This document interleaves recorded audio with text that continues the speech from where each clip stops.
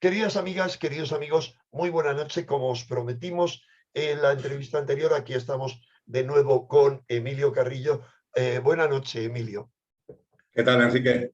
Bueno, Encantado de verte de nuevo. agradecidísimo porque acudas de nuevo a la cita, ya que dejamos con muchas ganas de más a nuestros amigos cuando hablábamos en una primera parte sobre ese nuevo texto que va a formar parte de un libro, ese nuevo texto que lo titulabas ¿Hacia dónde va la sociedad?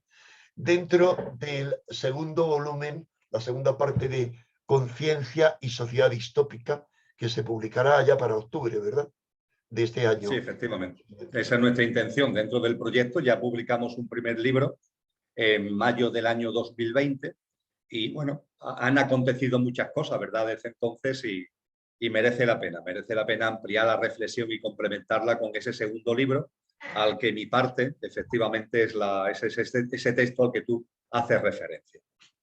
Vamos a colgar, como siempre, arriba en la descripción, debajo de este vídeo, los links a ese libro tuyo y también a tus actividades para todas las personas que estén interesadas. Yo recomiendo vivamente tanto las conferencias semanales que das como las convivencias mensuales que haces en Cáceres y también un resumen de tu extenso currículum, que, resumiéndolo mucho, es autor de numerosos libros de todo tipo, también de muchos artículos y obras como economista de larga experiencia, que entre otras muchas cosas ha sido, antes de pegar un cambio radical en tu vida, vicealcalde de Sevilla. Ahí tendrán el detalle. Pero volviendo a este texto, para no irnos de nuevo y recordando que tu próximo libro, aunque tú no quieras hablar de él en este caso, ya hablaremos en su momento, es sobre San Juan de la Cruz.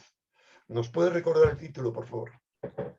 El título del libro es Sabiduría de Dios escondida, la mística de San Juan de la Cruz. Y sí, efectivamente, es un libro que está saliendo en estos días de la editorial Sirio y en donde intento compartir con el lector interesado lo que es las aportaciones que este insigne personaje, este gran místico, nos hace para entender la vida, para vivirla de una manera distinta e incluso, lo más importante, esa experiencia de la divinidad que él pone a nuestro alcance y que, como él la vivió, yo creo que como ninguna otra persona en la historia de la humanidad lo plasma en su obra, tanto en prosa como fundamentalmente en poesía. Y eso es lo que intento recoger en este texto, Enrique. Completamente de acuerdo y espero con verdadero deseo ese libro, porque para mí Juan de la Cruz es una referencia tremenda, tremenda, a la que he citado en más de una conferencia que se puede encontrar en Internet. Bien, resumiendo mucho aquello que nos has contado en tu vídeo anterior, del cual también voy a dar el link e intentaré al final de este que la gente se vaya al vídeo anterior. Lo que nos contamos en resumen es que la sociedad distópica, lo contrario a utópica, similar a la explicada en libros como 1984 o Un Mundo Feliz, hoy ya es una realidad y que es el resultado del sistema en el que vivimos, que está forjado por una pequeña élite egoica y egocéntrica. Y también nos decías que existe un gobierno mundial en la sombra, un gobierno mundial que no persigue el bien común, sino todo lo contrario, que su meta final es influir en las almas. Y de eso me gustaría que nos hablaras, Emilio, en esta segunda parte, que ya que nos has cedido un ratito de tu tiempo, no podemos hacerlo muy extenso. Lo advierto porque hay gente que me dice, oye, corta al invitado, déjale hablar más. Hemos acordado en que tenías hoy un huequecito, pero es un huequecito de 40 minutos y no más. Cuéntanos, por favor, Emilio, ¿por qué es esa su meta fundamental? ¿De qué forma actúa? ¿Cómo actúa esa élite, ese gobierno mundial? ¿Por qué medios? Compartíamos en esa entrevista a la que tú te refieres, yo volví al ejemplo de la película Matrix, en el que Morfeo, el líder de la disidencia, a Neo, el protagonista, le pone por delante dos píldoras, la azul y la roja. La píldora azul lo volvería a la inconsciencia, a meterse ahí en la Matrix enredado en una comodidad, entretenimiento, distracción, pero que también es la alineación más absoluta y el control más completo. Y la píldora roja es la que permite ver la realidad de las cosas, con lo incómodo que eso puede resultar porque se caen los sistemas de referencia, pero te permite, viendo la realidad de las cosas, crecer como persona y enderezar tu vida de una manera consciente. Bien, en ese contexto, en la entrevista anterior pusimos de manifiesto algunos de los elementos que conlleva la píldora roja y que compartíamos que yo entiendo que a la gente le puede costar trabajo el integrar, porque rompe con todo lo que nos han venido enseñando. El hacer referencia a que estamos ante un sistema socioeconómico y un entramado institucional en manos de una reducidísima élite. Hablábamos de las grandes corporaciones transnacionales, del 1% que acumula la riqueza y el patrimonio de la humanidad, y todo ello nos llevaba al entendimiento de que hay un gobierno en la sombra. Un gobierno en la sombra que incide, influye y maneja todos los estamentos de poder político, económico y social en el mundo, y que esos estamentos, como tú has recordado, Enrique, no persiguen el bien común, por más que sigamos creyendo que cuando miramos hacia esos entramados, hacia esos estamentos políticos, económicos, sociales, persiguen el bien común. No es cierto, persiguen sus intereses egoicos y egocéntricos. Pero claro, a partir de ahí, y todavía seguimos avanzando en lo que significa tomar la píldora roja, queda una pregunta fundamental, que es la que tú me invitabas a desarrollar en este nuevo encuentro. Con todo esto, ¿qué persigue?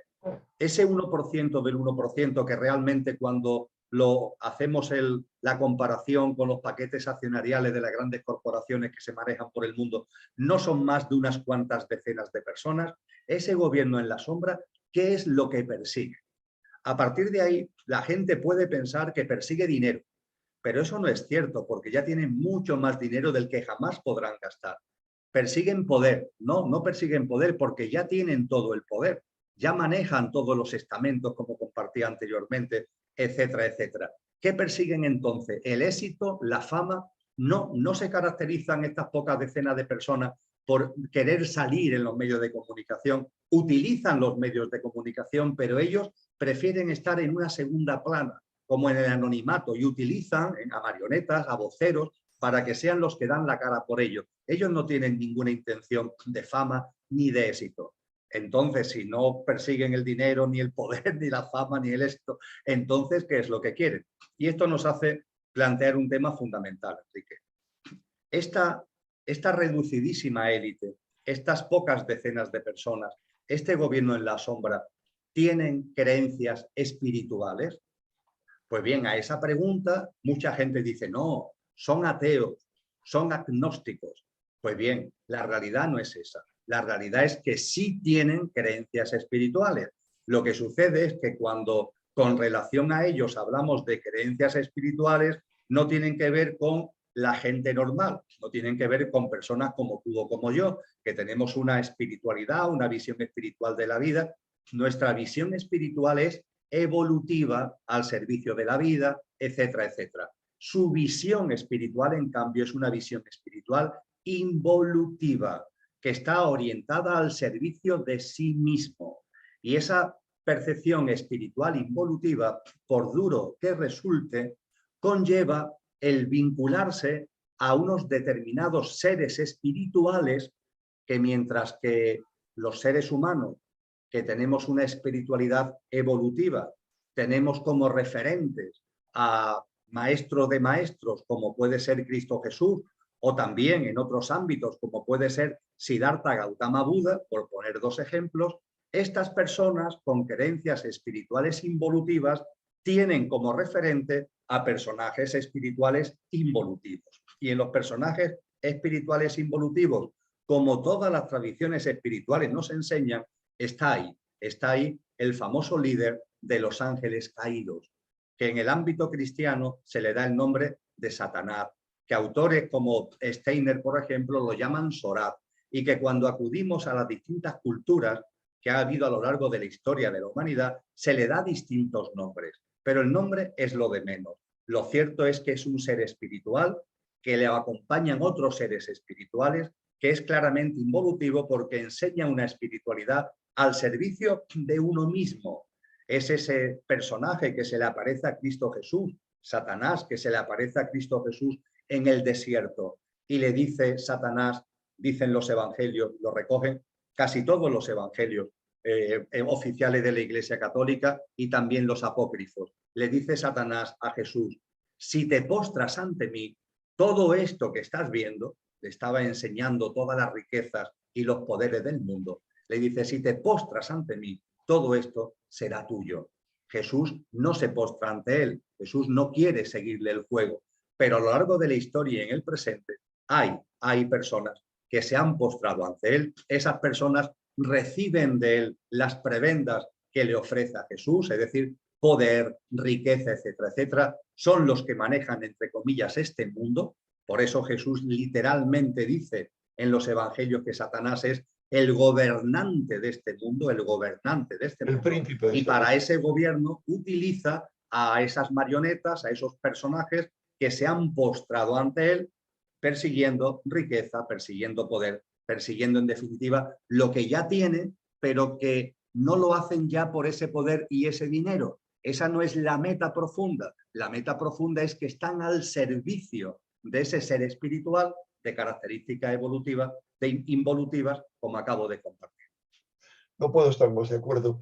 Ahora, eso me recuerda que los gnósticos, perseguidos como herejes y contrarios a todo principio, y contrarios desde luego a Yahvé, por la iglesia establecida, no solo la establecida en Roma, sino lo que era antes su hermana en Constantinopla, y que fue luego la iglesia oriental, perseguidos, aniquilados, hablaban, por el contrario, denunciaban a Yahvé como un falso, un aciago demiurgo, como un creador de este mundo, pero que no era Dios y no quería la libertad de los seres humanos, sino la esclavitud. ¿Por qué te comento esto? No solo por hablar de los evangelios gnósticos, sino porque, aunque la respuesta a la pregunta que yo te voy a hacer para mí la has dado antes, hay mucha gente en Internet que se pregunta y tienen su parte de razón.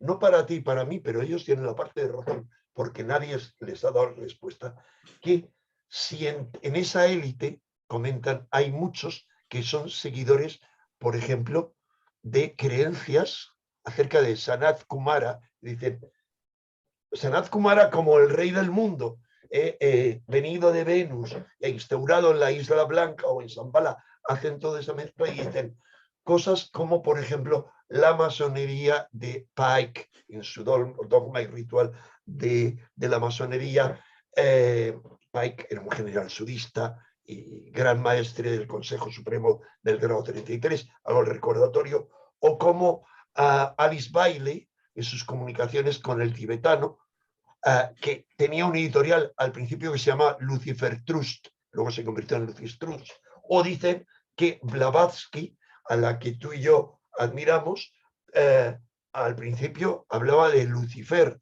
y tenía toda una historia por ahí, y dicen, hay élites que son seguidores de todas esas creencias. ¿Qué respuesta le podemos dar a todas esas personas de buena fe que piensan ese tipo de cosas? Respuesta que me sea fácil de comprender. Entiendo que es sencillo, Ángel. El ángel caído por antonomasia, podemos llamarlo, vamos a seguir la terminología cristiana porque nos entendemos más fácilmente, podemos llamarlo Satanás. Ese ángel caído se rebela contra la divinidad por algo muy sencillo, porque quiere ser Dios sin cesar de ser él. Decía el místico Sufí al-Jalal, Dios es yo y yo soy Dios cuando ceso de ser yo, es decir, cuando transciendo mi personalidad. Pues bien, el orgullo, la soberbia, es cuando se dice Dios es yo y yo soy Dios sin cesar de ser yo.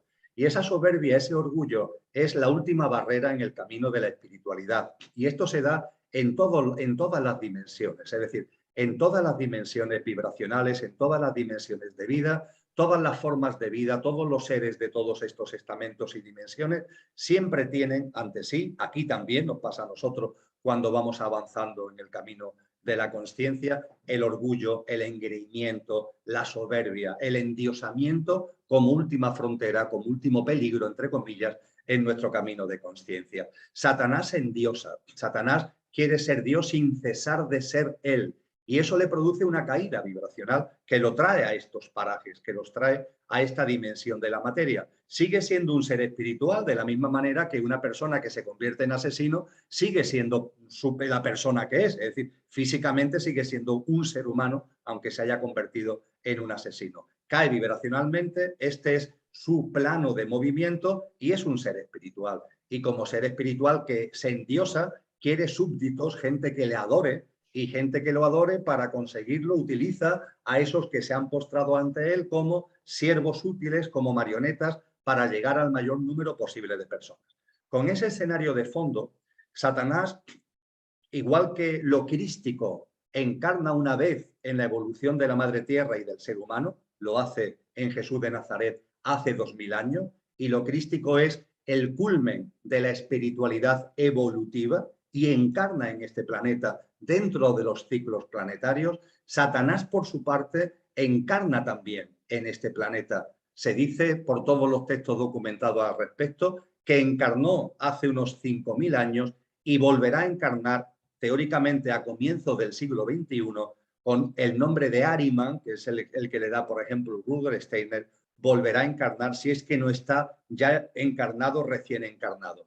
Y la primera encarnación de Satanás fue lo que conocemos como Lucifer. Como Lucifer en tradiciones espirituales, en el ámbito de culturas como la griega, fue Prometeo, es decir, la persona que aporta luz a los hombres.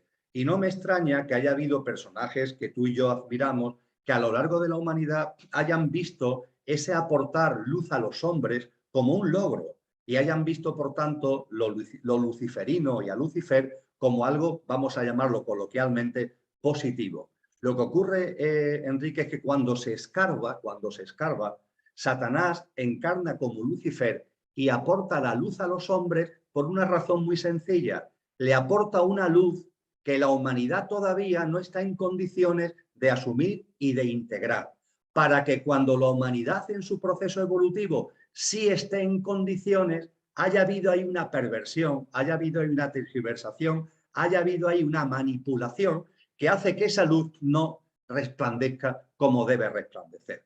Es como si nosotros, a la hora de educar a un niño, le empezamos a enseñar al niño de 3 o 5 o 7 años, cosa que ni por casualidad le toca todavía a ese niño. No quiero hablar solamente del manido tema de la sexualidad, pero es un buen ejemplo. Bueno, la educación sexual es muy importante, ¿verdad?, en la configuración y en la conformación de una persona, como niño, como adolescente. Pero hay que saber los pasos que vamos dando en esa educación sexual. Tú a un niño de 7 años no puedes enseñarle sexualidad con películas porno, pongamos por caso, ¿no? Es decir, tenemos que saber que en el proceso educativo todo es cuando corresponde. Pues bien, Satanás, a través de Lucifer, encarna aportando una sabiduría al ser humano que él sabía que de forma natural iba a llegar con el objetivo de que cuando llegue esté pervertida.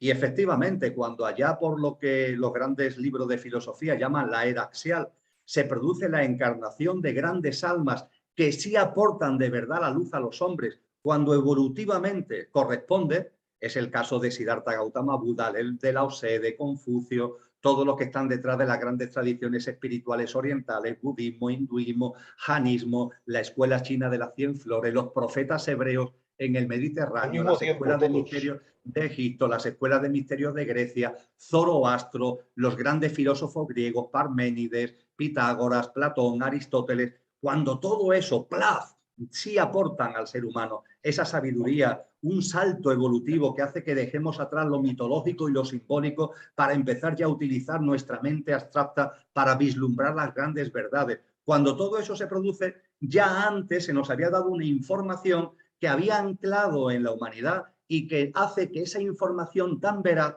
esté como pervertida. Y para que se entienda mejor, y ya termino, Enrique, es lo mismo que sigue ocurriendo con la famosa New Age. ¿Qué hace la New Age? Exactamente lo mismo en este momento. Saberes fundamentales, grandes enseñanzas de sabios y de sabias. ¿Qué es lo que hace la New Age? Que picotea un poquito y en la superficie lanza unas cuantas cosas y después lo acompaña de un galimatías inmenso que lía a la gente por completo por un camino que es del enredo y que no es de la consciencia. Bueno, pues lo que hace la New Age todavía en pequeña escala es lo que Satanás hace a través de lo luciferino a gran escala. Y claro, si solamente te quedas en lo que es lo luciférico, en ese ser que encarna para dar luz al mundo, te puedes equivocar. Pero cuando lo ves ya históricamente, el papel que conlleva, te das cuenta que lo que intentó fue pervertir a un niño, a una humanidad que todavía no estaba en condiciones de acceder a esa sabiduría y a esos conocimientos. Bueno, me ha dejado fascinado tu explicación ahora, porque es muy clara, pero fíjate que me da la impresión, desde el punto de lo que yo te pregunté, que les estás dando la razón a lo mejor a estas personas, porque hablan de algunos individuos, no voy a decir nombres porque tendría que explicar quiénes son, hablo de algún multimillonario de los que participan en el Foro Económico Mundial, etcétera, menos conocidos, pero muy importantes, que son seguidores de todas esas líneas, o hablan de otros históricos como Roosevelt y sobre todo su presidente Wallace, que esperaban la llegada de Maitreya, la reencarnación de Cristo, y que fue Wallace quien tomó la decisión, sugerida por su maestro Rerick, del que hemos hablado aquí, que volveremos a hablar de él con extensión, de poner el sello, el gran sello de los Estados Unidos en el billete de dólar. De alguna manera, parece ser, ojo, para mí Wallace es un hombre admirable, ojalá hubiera realizado su misión, pero desde el punto de vista de la crítica que hace esta gente, parece que de algún modo les estés dando la razón, porque todas estas ideas, por ejemplo, Bailey, etcétera, han sido integradas por la New Age.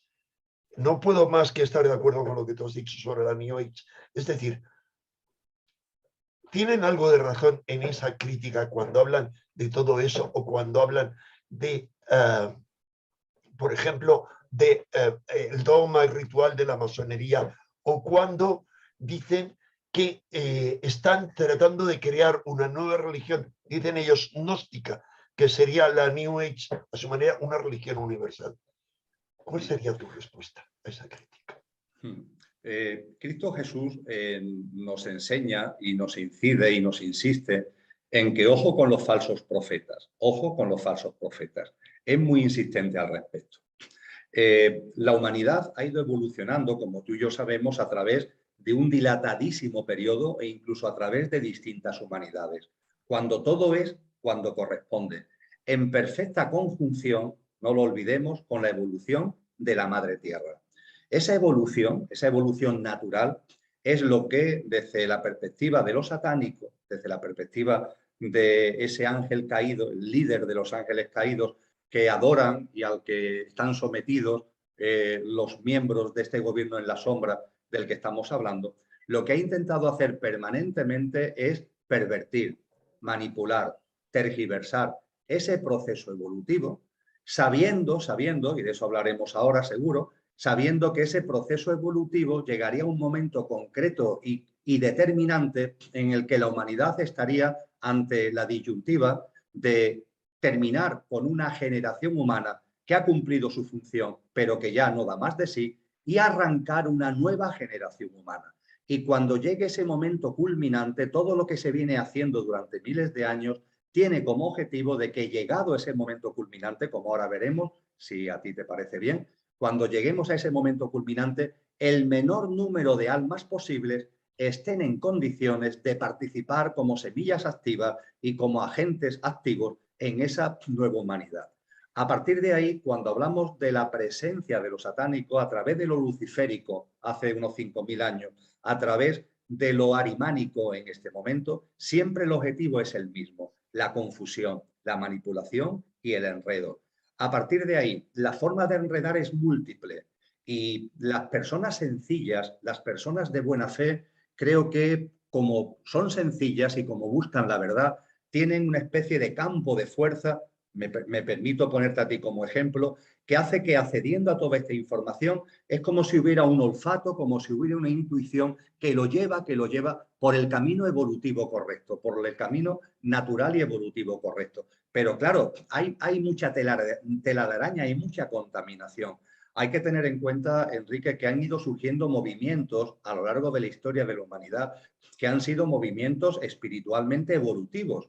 pero que poco a poco aparece el orgullo, aparece la soberbia, aparecen cosas extrañas a las que hemos venido haciendo referencia y esos movimientos se van desviando. Eso ha pasado en general, no digo que haya excepciones, pero ha pasado en general con todo lo que tiene que ver con la masonería. La masonería fue un movimiento iluminado desde el punto de vista de una espiritualidad evolutiva, pero que poco a poco fue cayendo en el derrapaje hacia unos derroteros donde ya el poder, donde la influencia, donde todo lo que tiene que ver con el mundo material la fue enredando hasta pervertirla y al pervertirla, sin darse ni siquiera cuenta, o sí dándose cuenta, fue pasando de lo evolutivo a lo involutivo. Cuando analizamos, por tanto, la historia de la humanidad, cuando analizamos movimientos o cuando analizamos personas, debemos tener esto muy presente, porque la intención puede ser maravillosa, pero lo que está detrás de la intención, que son las obras, como también decía Cristo Jesús, es lo que tiene que prevalecer a nuestro discernimiento. Por supuesto que a lo largo de la historia de la humanidad han venido también seres espirituales evolutivos. El caso de los casos, el referente fundamental, lo crístico, en la figura de Jesús de Nazaret. Antes de Jesús de Nazaret yo hacía referencia a grandes almas, de Siddhartha Gautama Buda a Zoroastro, pongamos por caso, o los filósofos griegos. Esas grandes almas llegan cuando corresponden y aportan, Enrique, lo que corresponde que aporten. Son conscientes, saben lo que tienen que dar en cada momento y llegan no por casualidad, sino porque es lo que corresponde al proceso evolutivo humano. Los kumaras, a los que tú haces referencia, que está en muchas tradiciones, están en un momento concreto. Yo hablaba del nombre que dan de Sanat Kumara y dicen, es el rey del mundo, por lo tanto es el príncipe de este mundo. Lo ponía en boca de quienes hacen esa crítica. Pero fíjate cómo es una perversión, es decir, cómo es una tergiversación de la realidad. Esos kumaras están en distintas tradiciones como seres evolutivos que llegan a este plano en un momento incipiente de la historia de la humanidad para impulsar el proceso evolutivo. Pero dan lo que tienen que dar. Es decir, no nos dan una información. Antes ponía el ejemplo del niño porque creo que es muy claro al respecto. No nos dan una información que nos atoren. Y lo más grave, que cuando llegue el momento en el que esa información corresponde, cuando la tengamos infectada, contaminada por haberse dado prematuramente por otros que lo que querían es confundirnos. Y cuando analizamos a esos grupos que estamos denominando gobierno en la sombra, a esa élite, de esa élite en sentido estricto, lo que sabemos es esa vocación hacia seres espirituales involutivos que además, Enrique, se manifiesta no solamente en el núcleo duro de la élite, sino en los más cercanos al núcleo duro de la élite. Y yo creo que aquí le tenemos que agradecer mucho en este punto a esa plataforma tan denostada que fue Wikileaks, que en su momento, como muchos sabemos, lanzó a la humanidad el conocimiento ya no solamente de documentos, ya no solamente de informaciones, sino también de correos electrónicos de muchos de estos personajes que se mueven cercanos como satélites del núcleo duro de la élite, como Hillary Clinton y otros personajes. Y esos correos electrónicos son los que mostraron con toda claridad sus reuniones, sus ceremonias, sus citas, sus convocatorias para adorar. El Pizza Gate. Efectivamente. Para adorar a todos estos seres con nombres, curiosamente, que no son los nombres que nosotros le damos. Son los nombres de lo que es Satanás, pero incluso en tradiciones como la caldea, como la sumeria, con tradiciones que tienen miles de años antes de lo que es la era cristiana. Pero el objetivo siempre es el mismo, es confundir, tergiversar. Si aportan algo, realmente no lo aportan para tu bien, lo aportan para que eso te confunda para cuando llegue el momento de que de verdad te sea útil, ¿no? Etcétera, etcétera, etcétera. Creo que, por tanto, como estamos en la sala de los espejos, que compartíamos en la entrevista anterior, donde todo está a la vista, creo que podemos percibir quiénes son de verdad mensajeros, quiénes son de verdad exponentes de una espiritualidad evolutiva y quiénes están enredados en todo ese lío de lo egoico, de lo excéntrico, del orgullo, de la soberbia, del materialismo y, en definitiva, de una espiritualidad involutiva. Creo que eso cada vez lo podemos percibir con más claridad. Claro, si queremos mirar la realidad y queremos indagar acerca de esa realidad. Totalmente de acuerdo. Yo no quiero continuaría con esta conversación, pero no la quiero llevar hacia un solipsismo, hacia un callejón sin salida, sino ir ampliando. Pero yo creo que tú habías dicho antes, además de lo que has dicho ahora, algo muy claro. Se sirve a sí mismo, ese es su objetivo, no importa qué, o matando a no importa quién, o pisoteando a no importa quién, o llevando a la perdición a no importa quiénes, o su intención fundamental es el servicio a los demás. Creo que esa es la clave que tú has dado, ¿no? Es lo que está en todas las tradiciones espirituales evolutivas. Es decir, el Tao, por ejemplo, el Tao oriental, nos enseña que hay un principio primordial de donde todo procede, ¿no? La causa primera de la que habló Aristóteles. San Juan de la Cruz decía, aquello que no tiene origen es origen de todo lo originado. Aquello que no tiene origen es origen de todo lo originado. Y al ser origen de todo lo originado, impulsa, promueve de manera natural todo lo originado. Ese es el Tao oriental. Y el Tao oriental marca un camino. De hecho, la palabra Tao significa camino en sánscrito. Marca un camino.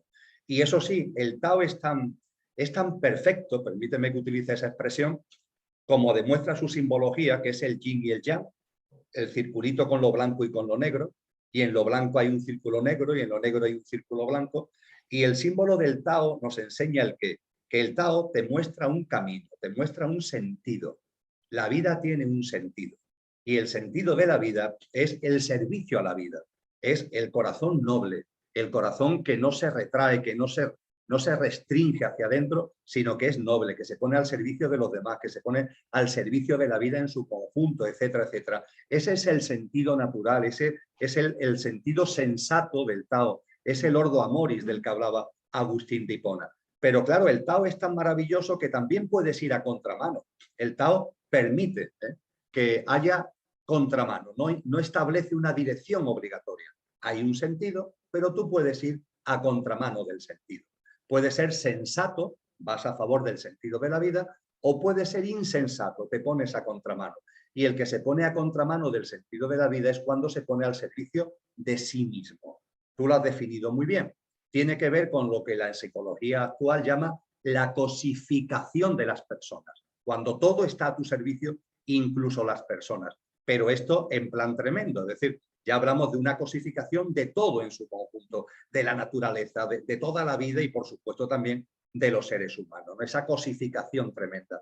Eso es ponerse a contramano del sentido de la vida, eso es vivir de forma insensata, eso es ser un ser espiritual o humano involutivo. Esto es lo que significa. Y el Tao lo permite, porque el Tao sabe que finalmente todo, le guste o no le guste a unos y a otros, todo tiene que ver finalmente, todo contribuye al sentido de la vida. Pero claro, eso no justifica para nada a los que se colocan involutivamente porque generan mucho dolor, porque generan mucho sufrimiento, porque generan mucho daño, tal como se está poniendo de manifiesto en la humanidad actual y en el planeta Tierra con todo el daño tremendo que están teniendo todos los reinos de la naturaleza.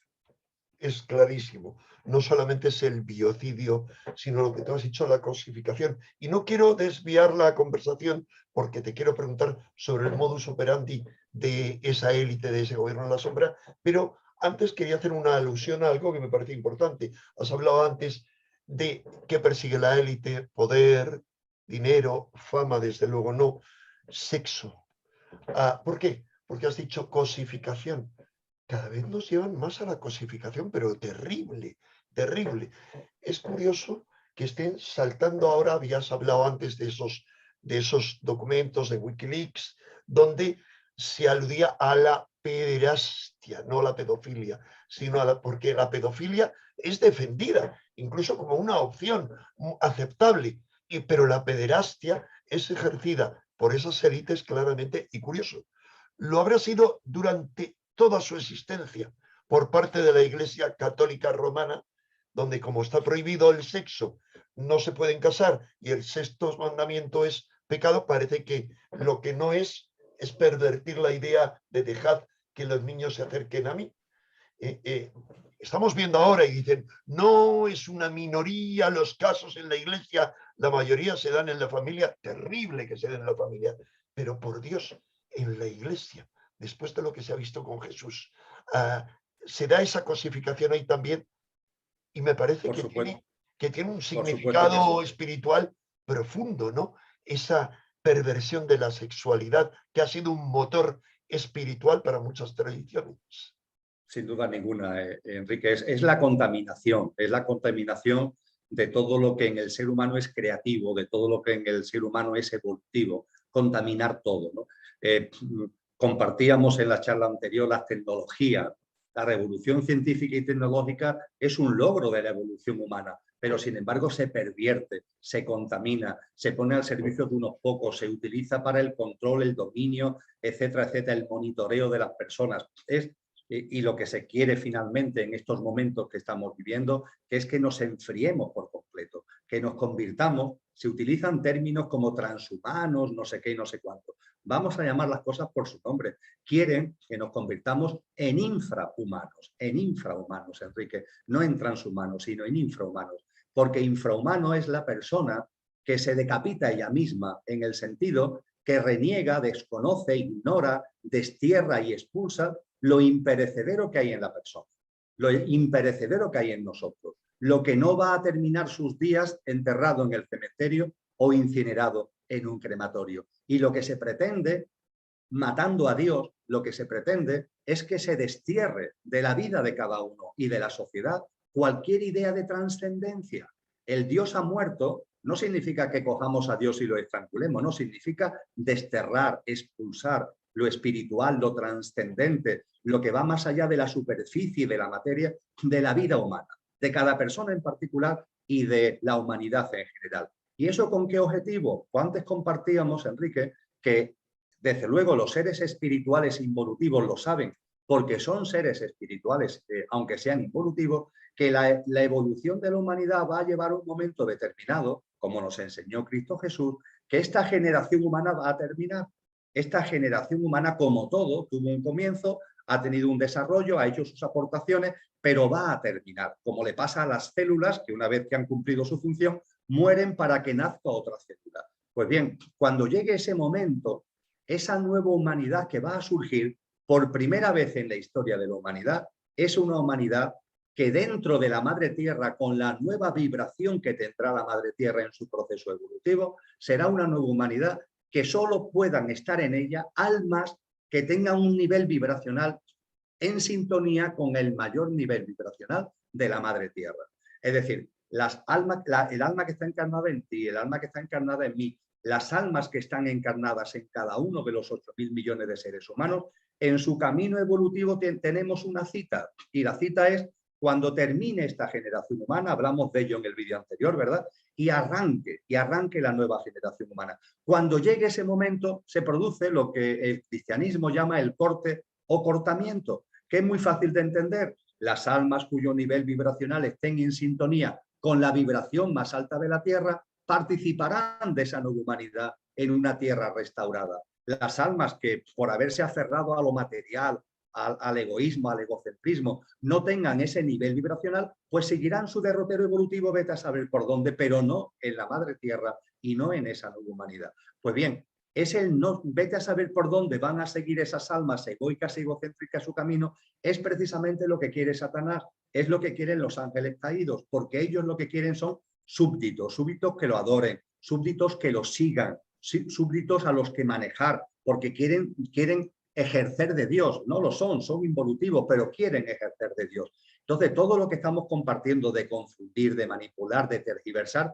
tiene este objetivo, que las almas, en lugar de evolucionar para formar parte de esa humanidad, se queden estancadas y sigan su camino evolutivo de la mano de Satanás por otros derroteros. Y de ahí un tema muy importante, y con esto termino esta pregunta, Enrique. Las almas, para que sigan un camino o en otro, tienen que hacerlo en libre albedrío. Es decir, para que las cosas tengan repercusiones álmicas, tienen que hacerse en libre albedrío. Y eso me lleva a poner el acento en una circunstancia muy, muy concreta, muy curiosa, y que creo que es muy visible en el momento actual. Este gobierno en la sombra, al servicio de seres espirituales involutivos, confunde, contamina, manipula, utiliza ensayos de ingeniería social para confundirnos y manipularnos. Pero ojo, a su vez, todo tiene que estar a la vista. porque si no, no habría repercusiones álmicas. Si nos pusieran una pistola en la cabeza para que hiciéramos no sé qué, eso no tiene repercusiones álmicas. Está claro. Y ellos sí quieren que tengan repercusiones álmicas. ¿Y la forma cuál es? La confusión. Podríamos resumirlo en la confusión.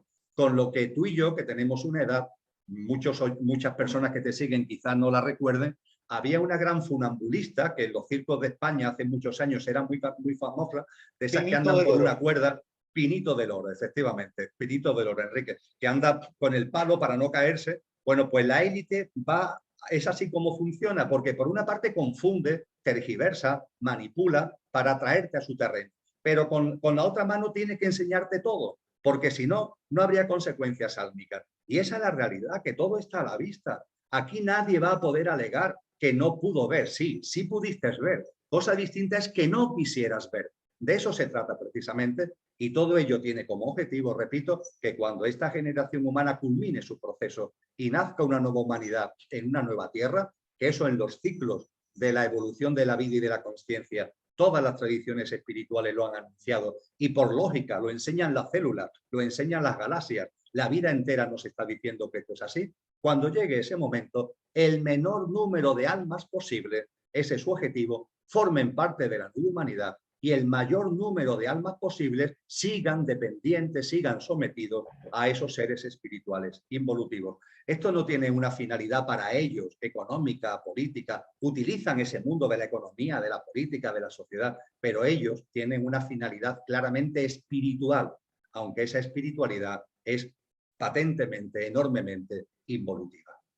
Totalmente de acuerdo. En este texto tuyo hablas extensamente de que tienen dos objetivos centrales estas élites, este gobierno de la sombra, y 10 grandes ejes de actuación. Uno de ellos es ese, y he de recordar, Emilio, que todas las tradiciones nos han hablado ya no de el extervío de las almas. Muchas tradiciones, por ejemplo, en la psicostasia, el juicio al final de la vida egipcio, que está reconstruido ya en el ciclo cristiano, con San Miguel pesando las armas, y aquella alma, no dicen los egipcios alma, sino corazón, que no pesa equilibradamente con la pluma de Maat, está esperando un monstruo, una mezcla, un dragón, para comérsela. O nos habla el Evangelio de el fuego eterno. Ese fuego eterno no era tal, sino la gehenna era lo que había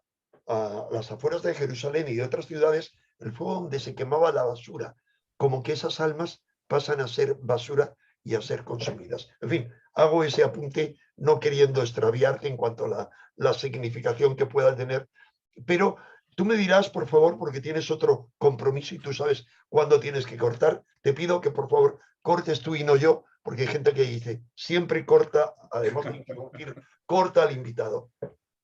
Nos hablabas de que el modus operandi para extraviar a las almas cara a ese corte, a esa división entre el grano y la paja, eran múltiples.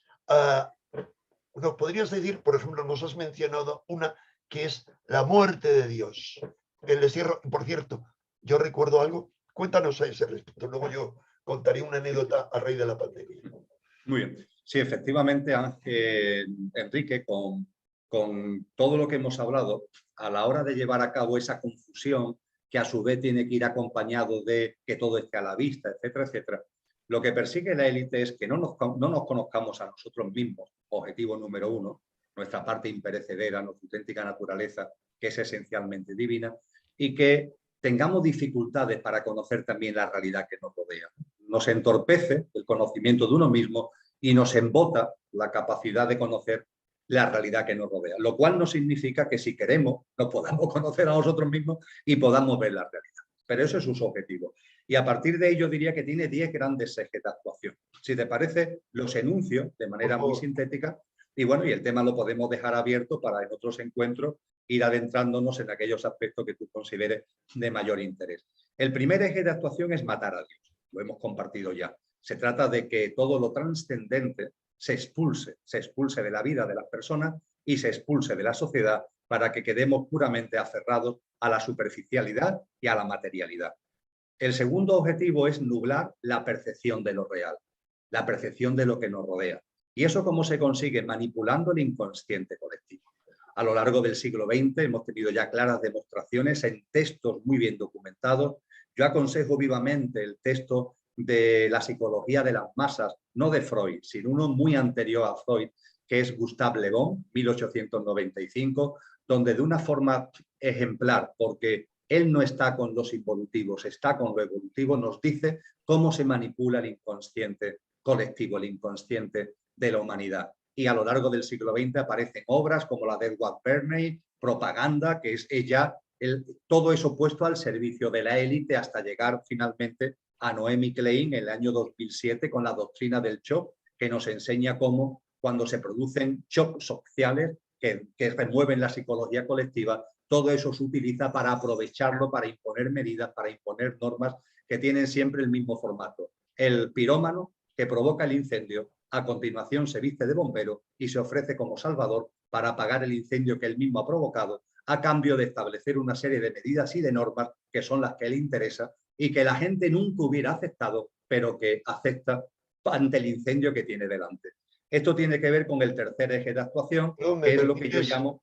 Una interrupción mínima. Es sí, claro esto, como lo anterior, de uno debe saber si quiere ver o no lo que ocurre. Es claro el ejemplo de la doctrina del shock. Yo lo he puesto varias veces en público, en la televisión, hasta que me ha sido posible, siendo muy consciente de que me iba a costar que no me permitieran seguir hablando, pero está muy claro en lo que ha ocurrido en estos últimos años. Y si uno se deja hacer en nombre del miedo, del supuesto bien común, o de vete a saber qué, y si uno no se deja hacer, es que es un ser maldito, es que es un ser que no piensa en los demás, etc. Perdone, hago esa mínima anotación que espero que los censores que están al acecho y los sicarios gratuitos que actúan para esas fuerzas no denuncien este vídeo. Perdón, prosigue. Que te lo agradezco, Enrique, porque habiendo hablado de matar a Dios y de nublar la percepción de lo real, manipulando el inconsciente colectivo, el tercer eje de actuación ya lo has adelantado tú. Es lo que yo llamo el trípode del peligro existencial, porque quieren que vivamos en una sensación constante de peligro, es decir, miedo, inseguridad e indolencia. Miedo, inseguridad e indolencia. Ahí nos quieren. Ahí nos quieren porque con ese miedo, con esa inseguridad, somos muy vulnerables y somos sumamente manipulables. Por ejemplo, el confundir seguridad y libertad, provocar una falacia, que es una tensión entre seguridad y libertad, como tú acabas de señalar. Es absurdo. Si no hay libertad, no hay seguridad, hay despotismo, hay autoritarismo. Pero, sin embargo, ¿cuántas personas están creyendo actualmente que tienen que renunciar a parte de su libertad por mor de la seguridad? Ahí tenemos al pirómano convertido de bombero y diciendo, para apagar el incendio que yo he provocado, pero tú no sabes que yo lo he provocado, tienes que renunciar a parcelas de libertad en pro de la seguridad. El cuarto eje de actuación se va basando en los anteriores. Esto es como son piezas que se intercomunican, son vasos comunicantes. Es el establecimiento de un Estado tecnocrático, autoritario a escala mundial, con el respeto al libre albedrío en cuanto que todo estará a la vista, pero vamos hacia un sistema global que se parece mucho a lo que ya empieza a haber en China. Es decir, que no se trata tampoco de inventar nada, que es un estado de índole policial digital. Esto va acompañado, quinto eje de actuación, Enrique, con la conversión de la economía en el campo básico de acción del sistema de dominio y de control virtual. La economía, fíjate, la economía se caracteriza ya y siempre va a ser así por la inestabilidad, por el riesgo, por la inseguridad, por lo que antes comentábamos. Pero es que además vamos a asistir a la desaparición del dinero en efectivo. Y la desaparición del dinero en efectivo lo que va a provocar es que obligatoriamente todo, para cualquier tipo de transacción, para pagar un taxi o tomar un café o comprar una barra de pan, tendremos que hacerlo virtualmente. Y tú fíjate que ya en estos años se ha aprovechado todo esto, y es uno de los grandes objetivos de lo que estamos viviendo, para que la gente empiece a acostumbrarse la necesidad de llevar un pase. Tengo que llevar un pase conmigo para poder acceder a determinados servicios, para poder acceder a espectáculos, para poder viajar. Tengo que llevar un pase conmigo.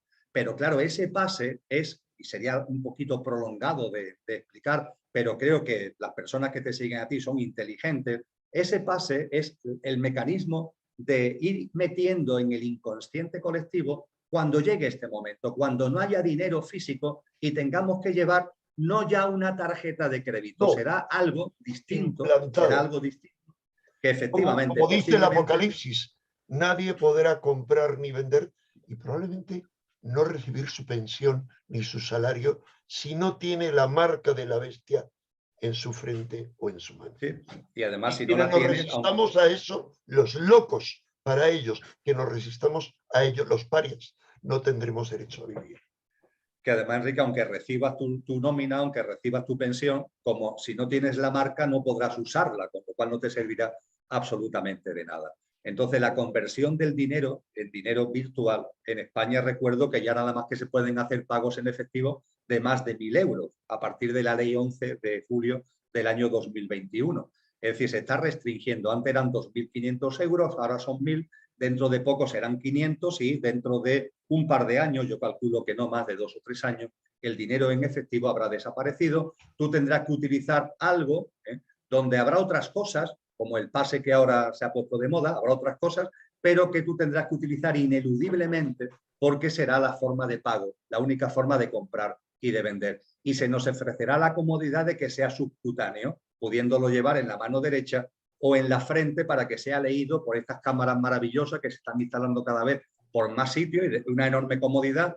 No hace falta un aparato para pasar tarjeta, ¿no? Simplemente la cámara te enfoca y estas cámaras que tienen la capacidad de leer hasta una peca que tengamos en la cara, será capaz de ver este chip para ver tu crédito y hacer los movimientos en tu crédito digital que corresponda. Y se habrá cumplido uno de los anuncios, efectivamente, de la tradición cristiana, el establecimiento de la marca de la bestia, que todos los tendrán, dice el Apocalipsis, y que será imprescindible para comprar y para vender. Fíjate cómo la economía, aparte de la inestabilidad, el riesgo, etcétera, también se convierte en el campo de acción del control, del monitoreo, del seguimiento de la gente, de cualquier cosa que haga a lo largo del día que necesiten mover un céntimo de euro, estarás perfectamente controlado y estarás perfectamente diagnosticado.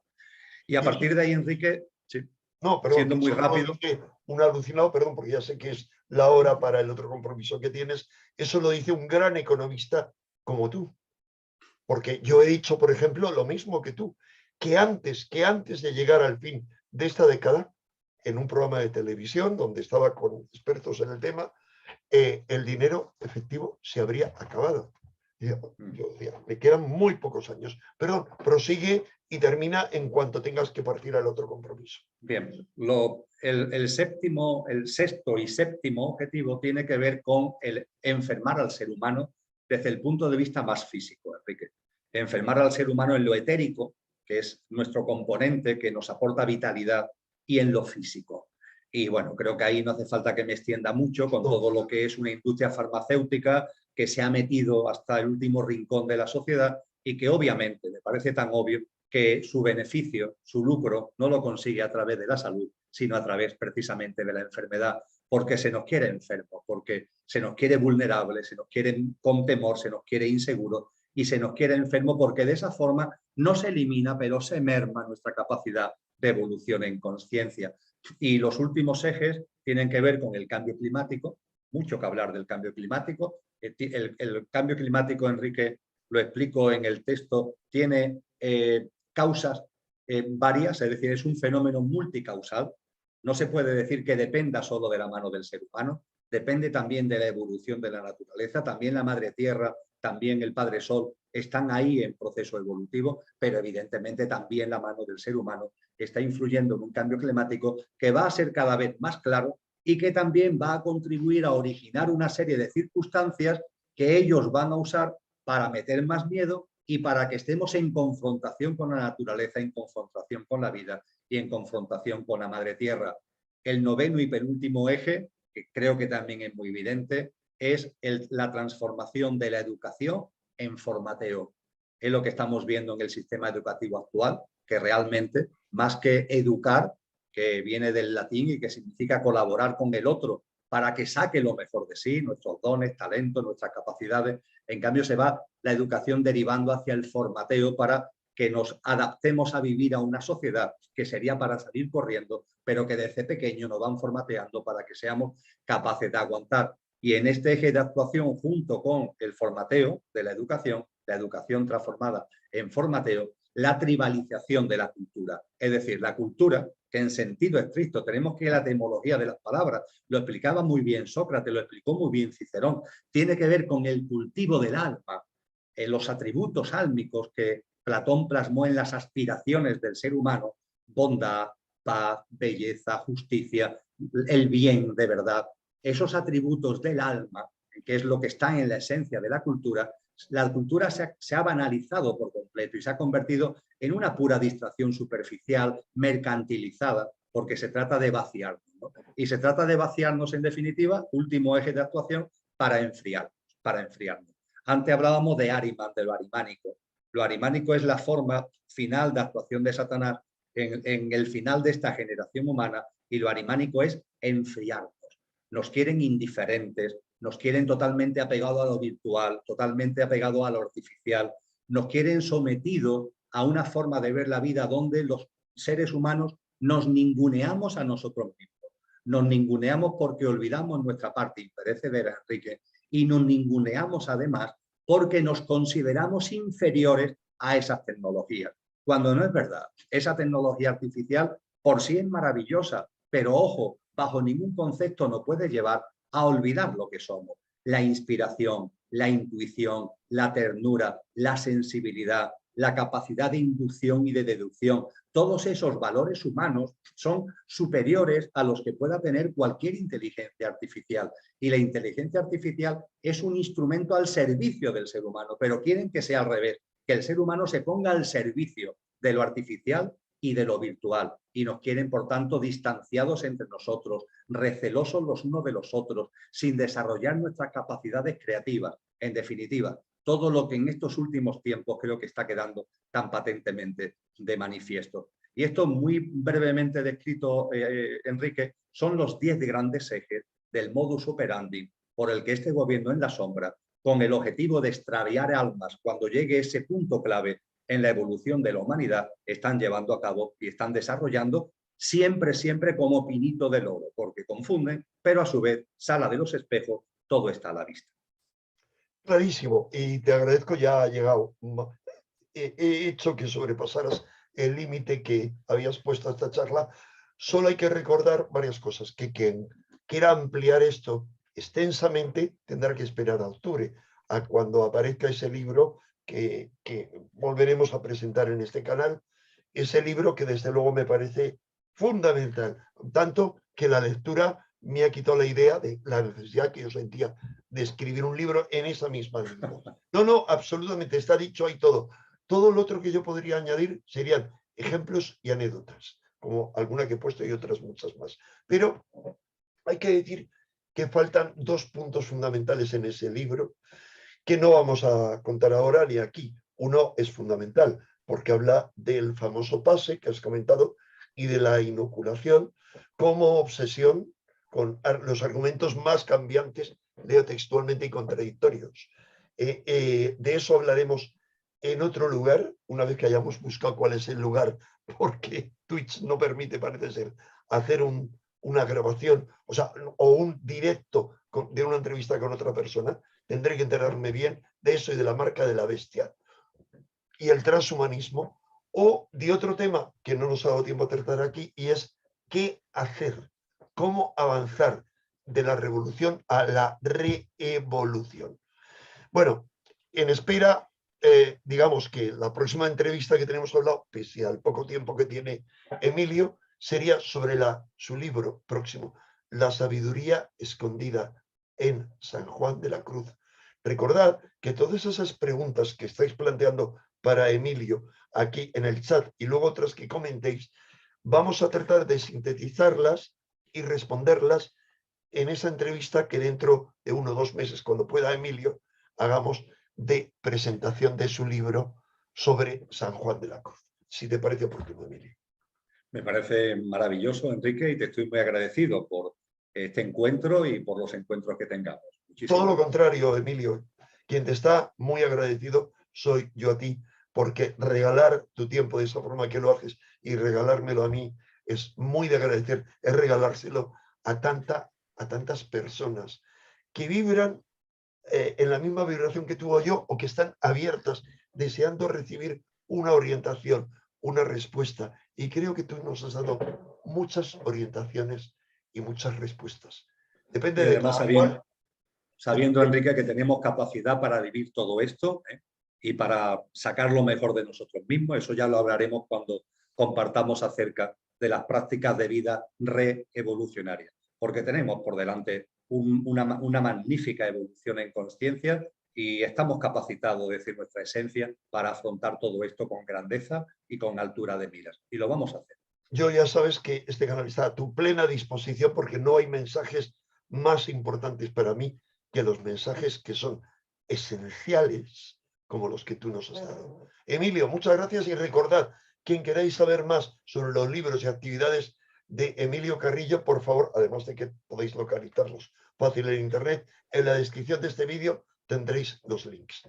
Gracias por tu generosidad y hasta la próxima. Hasta muy pronto.